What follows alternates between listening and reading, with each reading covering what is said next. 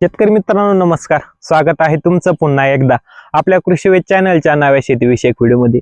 शेतकरी मित्रांनो, हा आपला तैवान पिंकचा 1000 झाडांचा प्लॉट आहे। मित्रांनो, याला पाणी देऊन आता जवळपास 50 ते 45 दिवस हे पूर्ण झालेले। मित्रांनो, आता आपल्या पेरू बागामधील सर्वात महत्त्वाची घातक जी काही समस्या आहे ती म्हणजे निमॅटोड। मित्रांनो, या व्हिडिओमध्ये आपण आपल्या पेरू बागेतला निमॅटोड कंट्रोल कसा करायचा, आपण त्याच्यामध्ये कोणकोणत्या पद्धती वापरू शकतो, त्याचबरोबर आपल्या पेरू पिकामधील निमॅटोड जो काही येतो त्यासाठी कोणत्या स्पेसीसचा जो काही निमॅटोड आहे तो आपल्या पेरूमध्ये सर्वात जास्त प्रादुर्भाव करतो। पेरू पिकामध्ये निमॅटोडचे जे काही लक्षणे दिसून येतात निमॅटोडचा प्रादुर्भाव झाल्यावर व त्याच्यावर आपण प्रभावी नियंत्रणासाठी काय काय उपाययोजना ह्या करू शकतो, सविस्तर माहिती या व्हिडिओमध्ये बघणार आहोत। त्याच्यामुळे व्हिडिओ कोठेही स्किप न करता शेवटपर्यंत बघा व तुम्ही जर आतापर्यंत आपल्या चॅनलला सबस्क्राईब केलं नसेल तर चॅनलला सबस्क्राईब करायला अजिबात विसरू नका। शेतकरी मित्रांनो, पेरू बाग म्हटलं की त्याच्यातील सर्वात गंभीर जी काही समस्या आहे ती म्हणजे निमॅटोड। मित्रांनो, आपल्या पिकामध्ये एकदा जर निमॅटोडचा प्रादुर्भाव जर झाला तर त्या ठिकाणी आपल्याला त्याचं नियोजन करणं खूप खर्चिक जातं पण त्याचबरोबर आपल्या पिकाचं सुद्धा त्यानं खूप मोठं नुकसान त्या ठिकाणी होतं। मित्रांनो, एकदा जर निमॅटोडचा प्रादुर्भाव झाला तर कंट्रोल करणं आपल्याला जितकं अवघड जातं तो तितकं खर्चिक सुद्धा जातं व आपल्या पिकाची त्यानं गुणवत्ता सुद्धा त्या ठिकाणी खराब होते। तर मित्रांनो, आपल्या पिकामध्ये निमॅटोडचा प्रादुर्भाव जर झाला तर त्या ठिकाणी आपल्या पिकामध्ये पेरू बागेमध्ये त्याचे काय लक्षणे दिसून येतात। मित्रांनो, सर्वात महत्त्वाचं जे काही पहिलं लक्षण म्हणजे आपले जे काही पीक आहे त्याच्यामध्ये विविध जे काही अन्नद्रव्य आहे, सूक्ष्म अन्नद्रव्य त्यांची कमतरता जाणवते। आपले जे काही झाडं आहे पेरूचे ते पिवळी पडू लागतात, आपल्या पेरूच्या मुळावरती मोठमोठ्या गाठी बनू लागतात, आपल्या पिकामध्ये फुलधारणा ही होत नाही। जर फळधारणा चालू असले तर त्या ठिकाणी ड्रॉपिंग होण्याची जी काही समस्या सर्वात जास्त त्या ठिकाणी जाणवते। मित्रांनो, आता आपल्या पेरू पिकामध्ये निमॅटोड हा कोणत्या स्पेसीसचा निमॅटोड सर्वात घातक आहे? मित्रांनो, यामध्ये सर्वात महत्त्वाचा जो काही निमॅटोड आहे तो म्हणजे रूट नॉट निमॅटोड म्हणजेच मेलिओगायनी इनकॉग्निटा। मित्रांनो, या स्पेसीसचा जो काही निमॅटोड आहे हा आपल्या पेरू पिकामध्ये सर्वात घातक आहे आणि सर्वात जास्त नुकसान ह्या स्पेसीसच्या निमॅटोडमुळे आपल्या पेरूमध्ये होतो। त्याच्यामुळे आपल्याला याला कंट्रोल करणं खूपच महत्त्वाचं आहे। मित्रांनो, आपण पेरू पिकामध्ये निमॅटोड हा 4 प्रकारे कंट्रोल करू शकतो व आपण त्या 4ही जर पद्धतीचा अवलंब जर केला तर त्या ठिकाणी आपल्या पेरू हा 100% निमॅटोड फ्री हा त्या ठिकाणी होणार आहे। तर मित्रांनो, त्या 4 पद्धती ह्या कोणत्या आहेत? मित्रांनो, सर्वात महत्त्वाची जी काही पहिली पद्धत आहे ती म्हणजे पारंपरिक पद्धत म्हणजेच कल्चरल मेथड। मित्रांनो, या पद्धतीमध्ये आपण आपले जे काही पूर्वज आहे किंवा सुरुवातीला माणसं निमॅटोड कोणत्या प्रकारे कंट्रोल करायचे याविषयी माहिती बघू।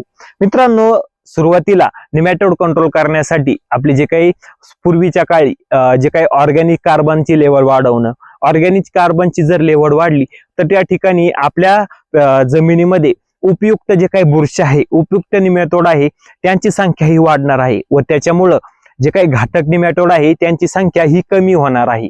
दुसरं म्हणजे आपण आपल्या पेरूमध्ये शेणखत टाकताना आपल्याला त्यामध्ये शेणखत व कोंबड खत हा एकत्र करून त्या ठिकाणी आपल्या पिकामध्ये बेसल डोस मध्ये वापरायचं आहे। दुसरं म्हणजे आता हे 2 झाड आहे, या 2 झाडाच्या मध्ये आपल्याला त्या ठिकाणी ह्या दोन्ही पण झाडाच्या मध्ये एक झाड त्या ठिकाणी झेंडूचं लावायचं आहे, जेणेकरून झेंडूच्या जे काही मूळ आहे, झेंडूच्या मुळामधून जे काही सल्फर आणि त्याच्यासोबत एक ऑक्सिटोसिन नावाचं जे काही एक लिक्विड बाहेर पडतं त्याच्यामुळं जे काही मुळातून पडणारं जे काही लिक्विड आहे त्याच्यामुळं जे काही निमॅटोड आहे तो निमॅटोड संपूर्ण त्या ठिकाणी निकामी करण्याचं काम हे केमिकल करतं।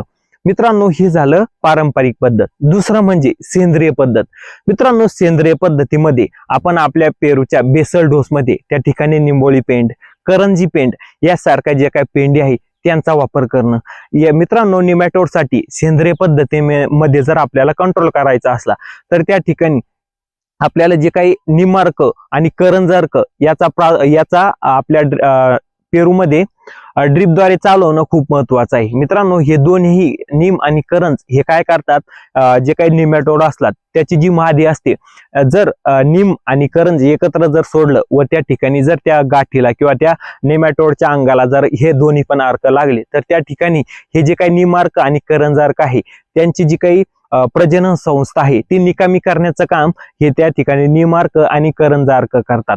त्याचबरोबर आपल्या टरबूज पिका, आपल्या पेरू पिकामध्ये आपल्याला सर्वात महत्वाचं म्हणजे आंतरपीक निवडताना त्या ठिकाणी काकडी वर्गातील कोणत्याही पिकाचं नियोजन त्या ठिकाणी करायचं नाहीये. मग त्याच्यामध्ये टरबूज, खरबूज व काकडी वर्गातील सर्व जे काही पीक आहे त्यांच्यामध्ये जे काही निमॅटोड वाढण्याची जी काही समस्या ही सर्वात जास्त जाणवते. त्याच्यामुळे आपल्याला त्या ठिकाणी काकडी वर्गातील पीक पेरूमध्ये घेणं 100% हा टाळायचा आहे. मित्रांनो, तिसरी पद्धत म्हणजे जैविक पद्धत.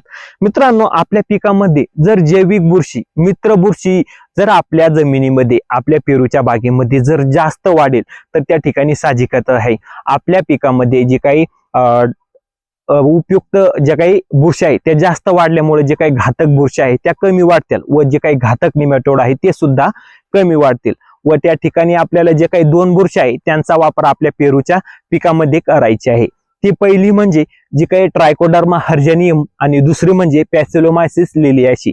मित्रांनो, या दोन्ही बुरशांचा उपयोग आपल्याला एकरी 5-5 लिटर त्या ठिकाणी प्रत्येक पौर्णिमेच्या टायमाला त्या ठिकाणी करायचं आहे. दुसरं म्हणजे आपल्याला जे काही KVK कृषी विज्ञान केंद्राचं जे काही मराठवाडा जे काही कृषी विद्यापीठ आहे त्याचं जे काही वसंतराव कृषी महाविद्यापीठ आहे त्याचं जे काही बायोमिक्स येतं त्याचा वापर आपल्याला एकरी 5 लिटर त्या ठिकाणी करायचा आहे.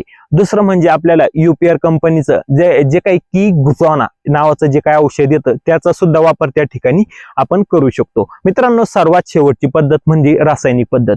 मित्रांनो, ही पद्धत आपल्याला खूपच खर्चिक जाते व ती आपल्यासाठी व आपल्या पिकासाठी खूपच धोकादायक आहे. केमिकल म्हटलं की तिथं धोका आलाच. मित्रांनो, या केमिकल पद्धतीमुळे आपली जमीन खराब होते. मित्रांनो, पण आपलं जर पीक खराब होत असलं तर त्या ठिकाणी आपल्याला केमिकल पद्धती वापरणं हे भागच पडतं.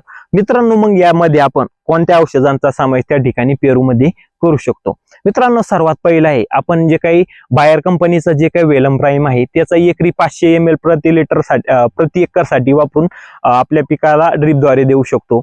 दुसरं म्हणजे सिंगजंटा कंपनीला लॉन्च केलेलं जे काही वनिवा नावाचं जे काही निमेटिसाइड आहे ते आपण एकरी 150 ml त्या ठिकाणी वापरू शकतो. दुसरं म्हणजे आदामा कंपनीचं व मी वापरलेलं स्वतः अनुभव घेतलेलं आपण जे काही आदामा कंपनीचं जे काही निमॅटिज आहे ते प्रत्येक झाडासाठी 50 ग्राम त्या ठिकाणी वापरू शकतो बेसल डोस मध्ये. दुसरं म्हणजे सगळ्यात शेवटचं आणि महत्वाचं जे काही PI कंपनी आहे तिचं जे काही टावरस येतं ते सुद्धा आपण एकरी 500 ml त्या ठिकाणी वापरू शकतो. तर मित्रांनो, या व्हिडिओमध्ये आपण निमॅटोड कंट्रोल कसा करायचा, त्याची लक्षणे कोणती आहे व आपल्या पिकामध्ये सर्वात घातक निमॅटोड कोणता आहे, त्याची कोणती स्पेसिस घातक आहे. तर मित्रांनो, तुम्हाला जर व्हिडिओ आवडला असेल तर व्हिडिओला लाईक करा. हा व्हिडिओ आपल्या इतर पेरू उत्पादक शेतकऱ्यांना शेअर करून चॅनलला सबस्क्राईब करायला अजिबात विसरू नका. धन्यवाद.